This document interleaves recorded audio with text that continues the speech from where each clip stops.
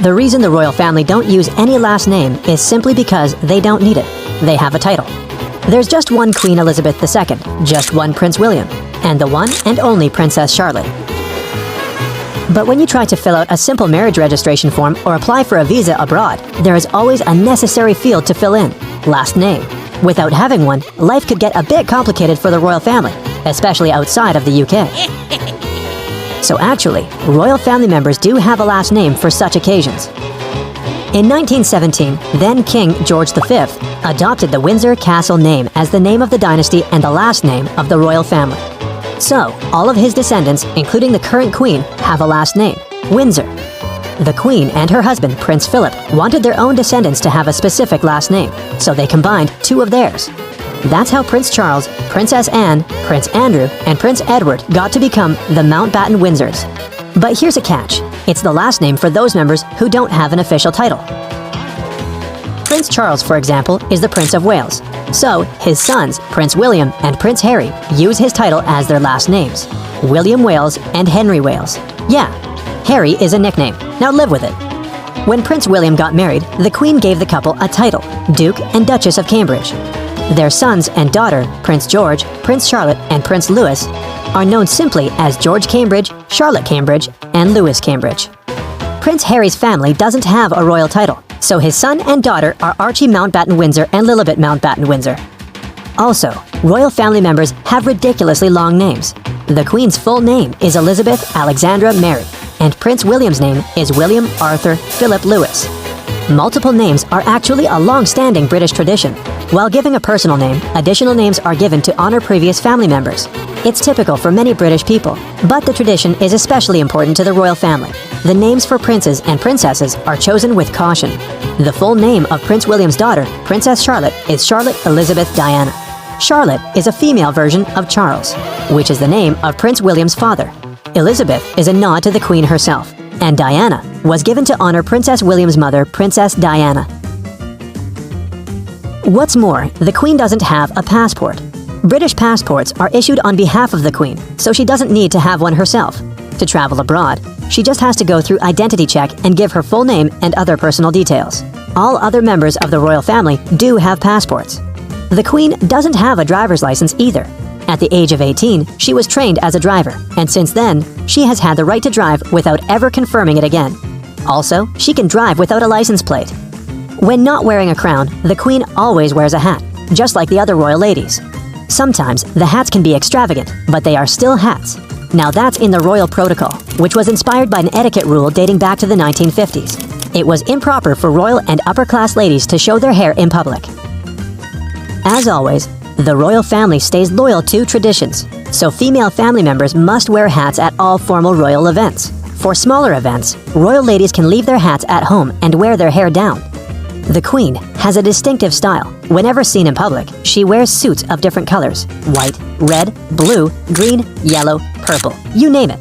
Why is that? Well, first thing is that you know it's the Queen's special style. That's already good enough. But the main reason is that these colors ensure that she stands out in the crowd, so that people could say, "I saw the Queen." The Queen also carries a handbag at all times. If you think about it, it's actually necessary, since she has several guards accompanying her at all times. They can carry whatever on earth she wants for her, but the handbag has a purpose: to send messages to her staff. Usually, the Queen holds the bag in her left hand, but if she switches to the right, she signals to her guards that she prefers to end her current conversation. The guards then intervene and liberate her by, for example, saying that someone wants to see her. If while dining, the Queen places her handbag on the table, it means that she wants to end the dinner within 5 minutes. There are 2 reasons as to why the Queen always wears gloves. The first is practical.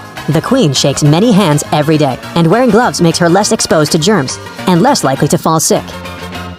Second, it's already her distinctive style. But there are occasions when the Queen should take the gloves off, like when she eats. The gloves aren't allowed at the dinner table. There's even a correct way to do so. Pull the glove up a bit, finger by finger, then pull it away. Put it on your lap under the napkin. The Queen celebrates her birthday twice a year. Her real birthday is April 21st, but she also celebrates her official birthday every year on the second Saturday of June. Since mid-18th century, it was tradition to hold a huge parade on the day of the British monarch's birthday, until 1908. Then King Edward VII, Queen Elizabeth's great-grandfather, had his real birthday in November. In the UK, the weather in November isn't that celebration-friendly, and it was often bad on King Edward's birthday.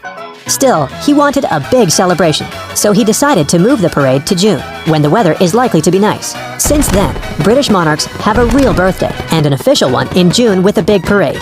So, what does the royal family actually do? The Queen doesn't govern the country anymore, but she serves as the head of state.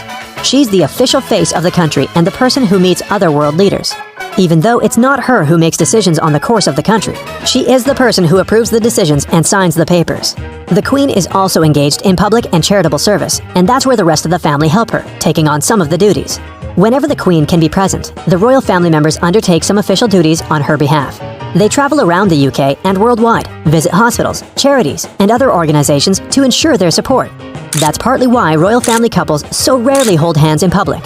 Queen Elizabeth usually walked a bit ahead of her husband. Prince William and his wife are rarely spotted holding hands too. Actually, there's no official ban on being affectionate in public. It's more a matter of choice. Whenever royal family members are seen in public, they're at work. They represent the Queen, and by putting away their personal feelings and acting a bit distant, they are being professional. The more important the event, the more likely the members to keep a distance with their partners. If you wondered where the royal family get their money from, there are several sources. Firstly, the Queen has a salary. The British government pays her a sovereign grant that sponsors all the royal duties. It comes from the estate the Crown owns. 15 to 25% of the profits from the estate go to the Queen. The royal family owns a lot of land and properties, and that's where they get the money from. Finally, some other money comes from private investments. Do you know which royal family member is worth the most? No, it's not the Queen. Not him. And not him. Try younger ones. No, not him. The most valuable royal family member is Princess Charlotte, with her estimated net worth being $5 billion US. Her brother, Prince George, who is supposed to become king once, is worth $3 billion US. This is not the money they actually earn, because they don't work yet, but these are estimates of how much they'll bring to the UK's economy, which accounts for all possible aspects. Many people come to the UK hoping to see the princes and the princesses on the balcony. The reason Princess Charlotte is way more valuable than her king-to-be brother is because of her fashion influence that's called the Charlotte effect. Whatever she wears, all British girls wear, and the clothes are out of stock within days. It's predicted that she will affect the economy way more than her brothers.